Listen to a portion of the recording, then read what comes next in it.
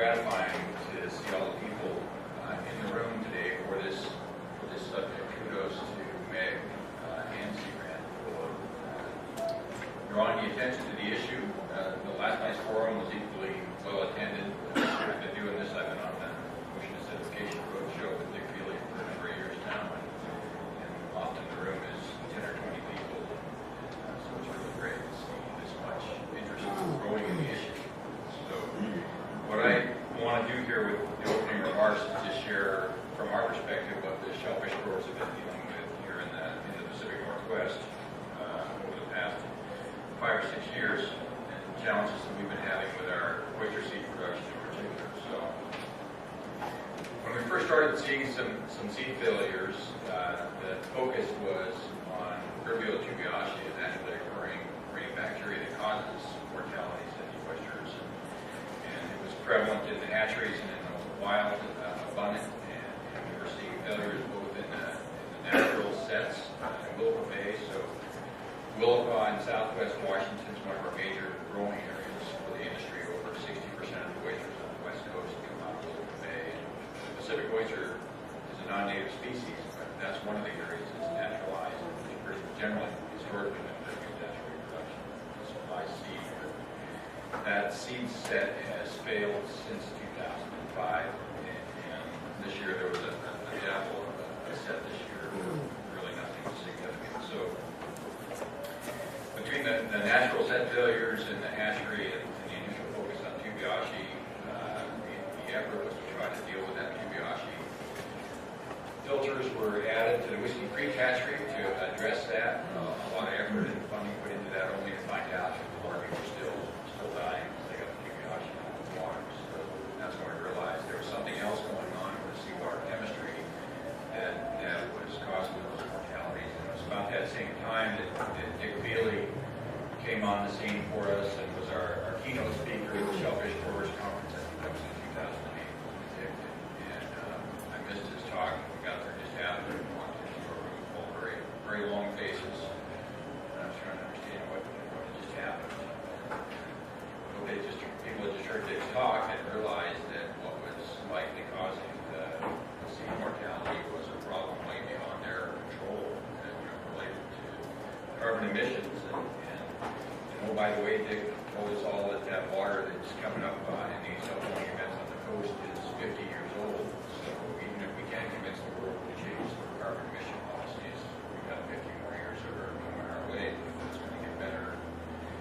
So, that essentially told us that in our lifetime, we are going to have to figure out how to adapt or to work with these flows and waters, but also use the opportunity to try to draw our voice awareness about the issue and how real it is. So, this was one of the articles that appeared early on when we first started recognizing those irrigation issues. Greg Wells did a nice feature article there in Seattle Times to help get that message out. So just a broad picture of the West Coast industry here, lots of numbers, probably not readable for most of you, but I just want to highlight a couple things. One is the West Coast farm shellfish industry produces about $117 million worth of shellfish a year, and Washington State dominates that production. And I'll talk briefly about why that is, but essentially it's because of our ability to own our tideline. In fact, we've been able to do that since the late 1800s. It's really the foundation of why we dominate both the West Coast and the country in farm shellfish production. And then the other piece that's important to draw from this is how important oysters are to that production. And that's predominantly Pacific oysters, but 83% of the shellfish produced by the farms on the West Coast are oysters, and that's roughly 62% of the volume by dollars. So that's significant because, as it turns out, the Pacific oysters are the species that are most vulnerable to these corrosive seawater conditions. So real quickly, just to give you a picture of the industry and what happens there, this is just an image of Sandwich Bay to show the Bush Act tideland, which is private parcels. So in 1895, the Bush Act and Callow Act allowed for the sale of tidelands to private ownership, specifically for the purpose of growing shellfish. If you did anything else with the land, it would revert back to this. That's the foundation of our industry, and that ability to own those tidelands and gave you an asset you can take to the bank and grow and buy seeds. So, there's a number of areas. This is just one example of Bulba Bay, and others would have similar maps showing the tidelands all parsed out into oyster production. That's just some images of the industry here with the oyster seed production and what the oyster crops look like on the bottom. Some longline culture where we grow oysters off bottom, harvesting oysters, hand-picking oysters and putting them into tubs for retrieval at high tide. That's what they're doing here, grabbing those tubs and bringing them in for processing. The clams, vanilla clams, another species that there's about 9 million pounds a year produced here in Washington State. Different types of culture. This happens to be my personal farm up in Samish Bay where I grow clams in rows under predator netting there in the sand. Dewey duck farming, our most recent species that we've been working on for the past 20 years. This is how we start them out. For the first year or so, they're in these nursery tubes to protect them from predators and drying out at low tide. So that's just quickly some images of what goes on in the industry. Here are where the hatcheries are located on the west coast. You know, these animals are really fecund. They produce a lot of babies. And in the hatcheries, generally, because you take the predators out of the equation, you can produce a lot of animals. And so it doesn't take that many hatcheries actually to supply the whole industry up and down the west coast. So Taylor's Hatchery is there in Dewey Bay. Coast Hatchery is right adjacent in Wilson Bay. And then the Whiskey Creek Hatchery out in the Oregon coast. And Lummi Tribe has a hatchery up by Bellingham. And then down at Oregon State University, the Half-Hill Marine Science Center there, we have a research hatchery, a breeding hatchery down there. And it's been that facility, our hatchery, and the Whiskey Creek Hatchery that have really experienced the problems with the larvae production. So Coast Hatchery and the Lummi Hatchery have been more fortunate, and we're not quite sure why. That's something we're looking at, is to try to understand that, why not all the facilities have had the same problems. What's happening is these upwelling events in Dick Feely, I'm sure we'll get into this in more detail, but basically on the Washington coast, when we get north winds, it creates these upwelling events where the surface waters are pushed offshore and the deep ocean water comes up, and that deep ocean water is harboring this high CO2, low pH water that's corrosive to the larvae, and when that happens, for the Whiskey Creek folks, it's imminent. Right away it's coming in their intake lines and impacting their larvae. For us, it's more delayed with our hatchery. We're more isolated in Dewey Bay, and it's a little bit of a different situation there. This is just a cross-section of an area off of St. George, California, showing how that corrosive water comes to the surface here with you can see the pH 7.6 rising up to the surface. And normally the ocean would be 8.1, 8.2 is where you'd like to see it. And then here the aragonite saturation, which Dick will talk about, another very critical factor. When that ratio drops below 1 is when your shells start to dissolve, and here you can see where this 0.8 saturation factors up to the surface. So here's the impacts on the two key hatcheries here, Whiskey Creek and Taylor's, and this is important. I didn't explain, but Taylor's produce seed and sell seed to a lot of other companies up and down the west coast, and that's really Whiskey Creek. That's all they do is produce larvae for sale to oyster companies up and down the coast. So these two facilities are really important to not just our production, but a lot of other people's production as well. You can see what's happened from 2005 with the Whiskey Creek hatchery production. Taylor's production in 2008, 2009, our production was off 60% in 2008 to 80% in 2009, our oyster larvae production. So big drop there in those years in particular. We did some things, the white sections, the blue bars there indicate things that we've tried to do within our company to increase our capacity in our Pomona facility and other hatcheries we have. It hasn't had the problem to try to offset the losses we've been having here in Dewey Bay. So you can see top right is what healthy oyster larvae look like, and then the bottom left is this photograph from the Cuihara paper. You can see that the left-hand side is what healthy oyster larvae look like, and the right-hand side is what they look like when they're growing in the high CO2, low pH water on the shells. Essentially start to dissolve.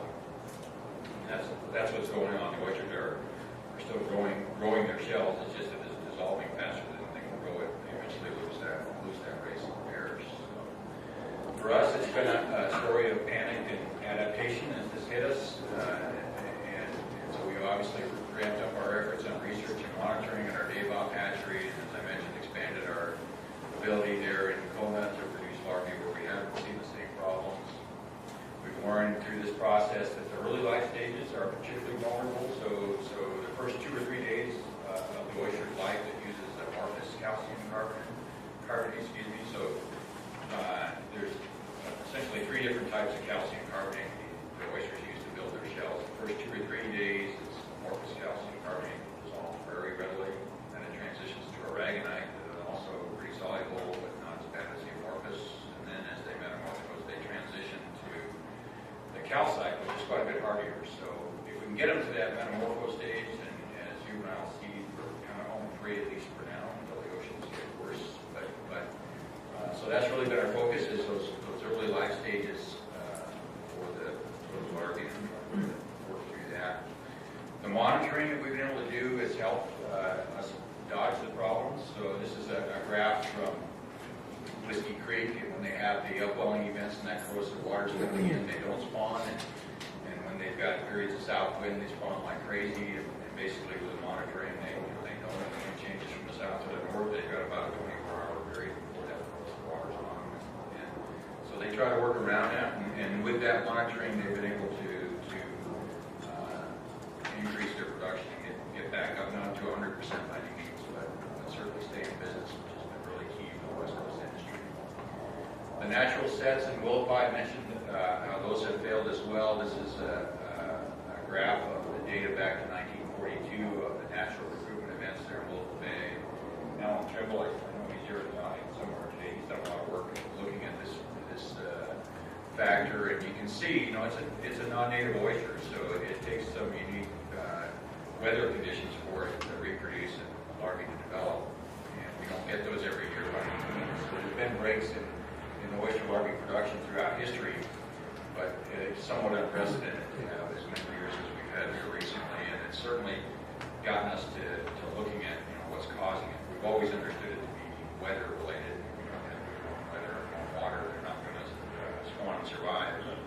We had not previously looked at how the corrosive waters may be playing into those setting successes as well. So as usual, with problems like this in research, the more you think the more you realize you really don't, and that's been a challenge for us. We've done research and have a great collaboration with NOAA and other university scientists on how to work through this. But there's obviously other things going on. It's not just as simple as buffering the pH of the water and having our larvae survive. There's other things going on in that seawater chemistry that we don't fully understand yet, and that's where a lot of the focus is today. Also trying to understand more about the Vibrio tubiaceae, because it's still a factor out there, and how the upwelling and these seawater conditions are playing into the prevalence of the tubiaceae, and just trying to figure out a long-term strategy for the hatcheries to work through the problems. So are we canaries in the coal mine? Many people have heard this story, how the miners would take the canaries down and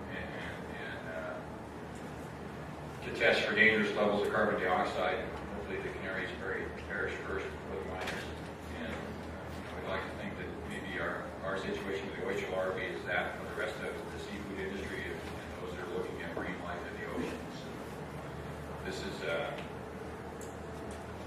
guess, just to try to think of what those ramifications might be for the rest of the seafood industry. The fact that 3/4 of the $4 billion ex-vessel revenue that comes from the commercial fishing fleets is from animals that either need calcium carbonate or prey on animals that use it. So, we're basically changing the bottom of the food chain here for this absorption of carbon dioxide on the oceans. So, this is a sightline report that came out here this week. I just wanted to acknowledge this.